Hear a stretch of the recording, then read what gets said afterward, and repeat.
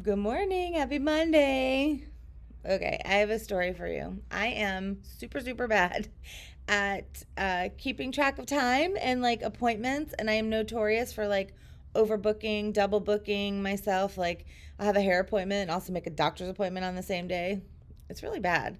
And I use my phone to like put in appointments and stuff, and I still screw it up like nonstop. So this weekend I was invited to a bat mitzvah, right? So this is a girl that I had that I love, love, love, love the family, amazing family. And I had her when she was in second grade. Now she's having her bat mitzvah and everything. So I was invited. I definitely wanted to go. Okay, I was super looking forward to it, right? Ordered a dress, ordered shoes, been telling the mom how excited I am and everything. And, so I'm sitting home on the couch Saturday. I got my nails done and everything. And sitting around on the couch, it's 4:58. I get a text from a friend saying, "Hey, are you going to Emily's bar mitzvah?" I say, "Yeah, I'm going." She's like, "Oh, okay." She starts to tell me about a traffic jam, and I was like, "Wait a minute, why is she telling me about a traffic jam?" And I went like a mad woman, and I found the invitation, and the bar mitzvah was in 15 minutes. I thought it was next Saturday. I thought I had a whole nother week, but I did not. As a matter of fact, I'll show you. Uh, this is the text exchange. Yeah. Oh my God, I thought it was next Saturday. And then you could see my very not PG related response because like you can see the times 4:56. Oh no, 4:58, 5 o'clock. Bar mitzvah started at 5:15. There was no way I was going to miss it because I just wasn't going to do that. I started running around the house like a lunatic and just super quick threw on some makeup. I put my hair up because I was looking a hot mess. I didn't take a shower. I didn't even know if I brushed my teeth on the way out the door. Running around like a lunatic. My husband's like, "I'll drive you. I'll drive. Just hurry up, get ready." I was like finishing getting ready in the car. I just threw on like the fanciest looking thing I had, which wasn't that fancy. It was just like a maxi dress, but it was long. It was like the longest thing I had. I was like, to me, long equals fancy. I don't know. I'm not a fancy girl. Um, totally, he got me there from 4:58 when I got the text saying, "Hey, there's a traffic jam," to when I got there was about little less than 30 minutes. Do not ask me how that happened. I have no clue because the place was it's in Cooper City. I live in like Tamarack Coral Springs, if you know where the area is, so it's at least a 20-minute drive to get there.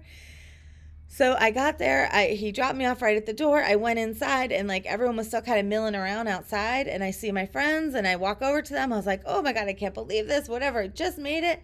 And like just as I got there, everybody was walking into like the ceremony part, and Emily saw us. It came over. It was basically all of her teachers from first grade to fifth grade that were there.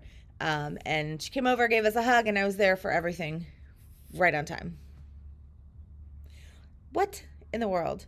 So like maybe my crazy system is working.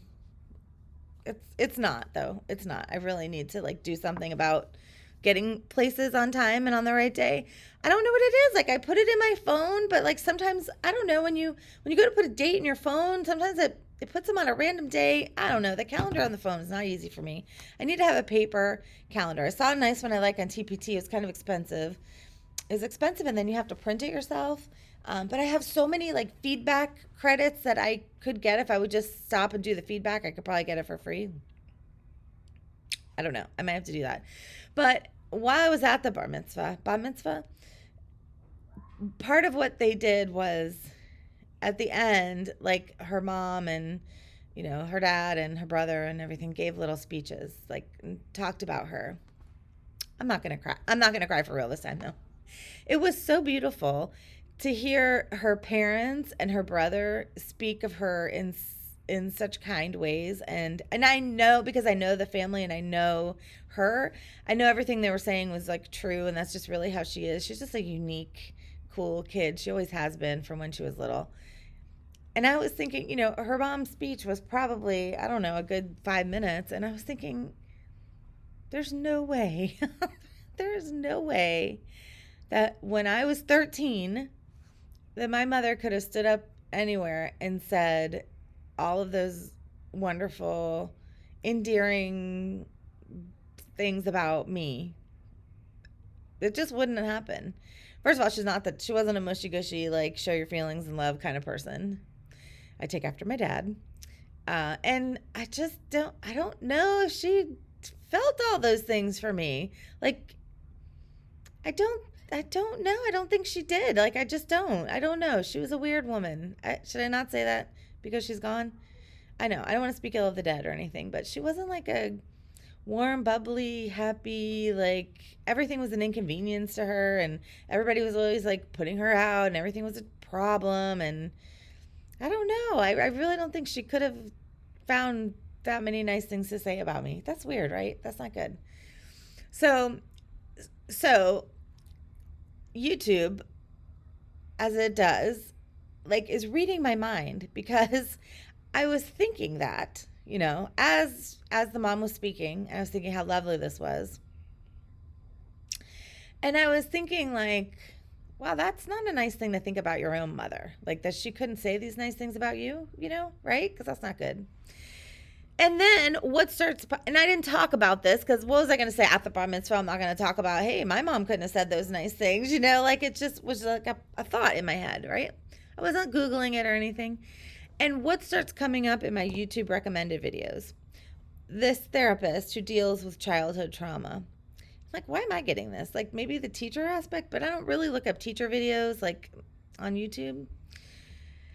And so this one therapist who deals with people who have not dealt with their childhood trauma keeps popping up, and all these videos that he made, I'm like, oh, that sounds like something I should watch. That sounds kind of interesting. That sounds like something I need. But how creepy is that? That's a little weird, right? Because it's not even like I said, like, those videos where people say cat food 100 times and then cat food ads start showing up when you don't even have a cat. It wasn't like I was talking out loud to manipulate it or searching for it or anything. It was just like these thoughts I had in my head, like that was really sweet of her mom, and I don't know, my mom would do that. And then I get all these things about childhood trauma, and it was so refined. It was like I forget what it was called, but it was like some kind of childhood trauma where it was called like trauma noise or something like that. Trauma noise. And it basically was like, it wasn't the actual noises of childhood. I thought it was going to be like, thinking of hearing your parents fight or whatever it was. But it was like how things in your life are interrupted and halted sometimes by memories of what happened to you when you were a child. And so you can't get past them. And so you kind of are either, it makes you procrastinate or have like ADHD like symptoms or magical thinking, and like you're going to fix everything and everything. I was like, oh my God, that's me. Like, I think that's me. Weird, right? So I don't know. Kind of strange. That kind of freaked me out a little bit. So I don't know if I'll watch any more of those videos. The other thing that I'm thinking of as I've been making these videos, the amount of times I'm crying over things. Like, I cry a lot. I think I'm easy to cry, but like, I don't know if I should be crying this much over things that have happened in my life, like on a daily basis. Maybe I do need therapy. I don't know. Do you guys go to therapy? Should I go to therapy? I don't know. I don't know what's going on in my life. I'm usually a pretty happy person.